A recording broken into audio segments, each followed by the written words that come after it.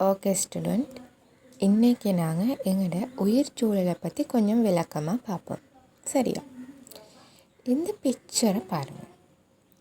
உங்களுக்கு இந்த பிக்சரில் என்ன விளங்குது? என்னென்ன விளங்கக்கூடியதாக இருக்குது? ஓகே, இங்கே ஒரு சூரியன் விளங்குது. அதே மாதிரி பறவைகள், வண்ணத்து பூச்சிகள் விளங்கக்கூடியதாக இருக்குது. அதோட மரங்கள் விளங்கக்கூடியதாக இருக்குது. வாகனம், மனிதர்கள் விளங்கக்கூடியதாக இருக்கிறார்கள். அதே மாதிரி நீர்வாழ் அங்கிகள் இருக்கிறது.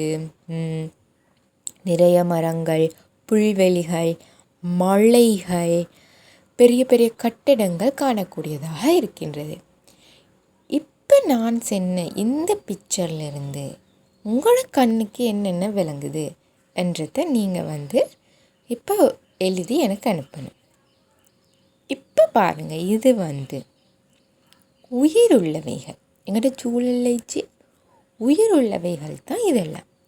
மரங்கள், மீன்கள், அதே மாதிரி சின்ன சின்ன பூச்சிகள், நகருயிர்கள், பறவைகள், அதே மாதிரி தானிலொண்டி, இந்த விலங்குகள், மனிதர்கள், மரங்கள் இதெல்லாம் உயிரிக்கின்றது.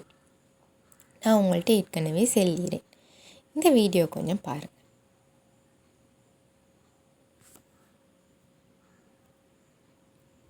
இந்த வீடியோவில் இருக்கிறது உயிர் சூழலில் இருக்கிறதுகளை தான் நான் இந்த வீடியோவில் காட்டியிருக்கிறேன். இப்போ பாருங்கள்.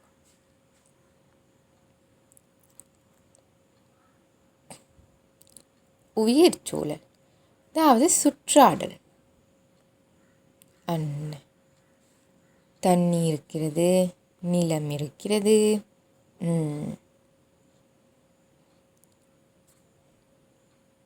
மரங்கள், தாவரங்கள், பூக்கள், விலங்குகள், பறவைகள், மனிதர்கள், உங்கள் வீட்டு சூழல் இருக்கிற ஃப்ரெண்ட்ஸ்,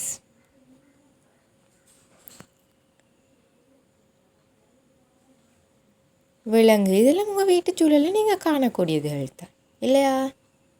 நீங்கள் வளர்க்குற பெட்ஸ் எல்லாம் உங்களோட சூழலில் அடங்குறது. மீன்கள்,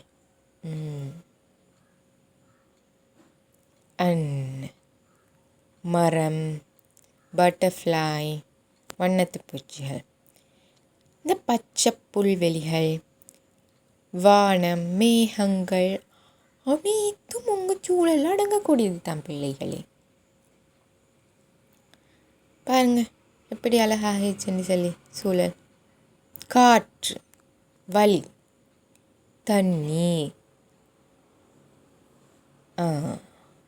உணவுகள், உங்களோட ஆடை எல்லாமே எங்களோட சூழலோட பிணைஞ்சு இருக்கக்கூடிய பொருட்கள் மற்றும் உயிருள்ளவைகள், உயிரற்றவைகள் அனைத்தையும் இதில் நாங்கள் காணக்கூடியதாக இருக்கின்றது அல்லவா? அது மாத்திரமில்லாமல் எங்களோட சூழலை நாங்கள் சுத்தமாக பேண வேண்டும். சூழல் என்ன செய்யணும்? குப்பைகளை கண்ட இடத்துல கொட்டக்கூடாது, சுத்தமாக பேண வேண்டும். பாருங்க,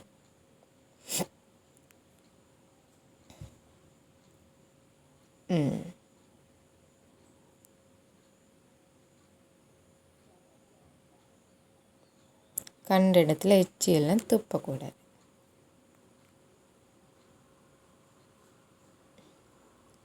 ஓகே ஸ்டூடெண்ட், இப்போ இது தான் எங்களோட சூழல்.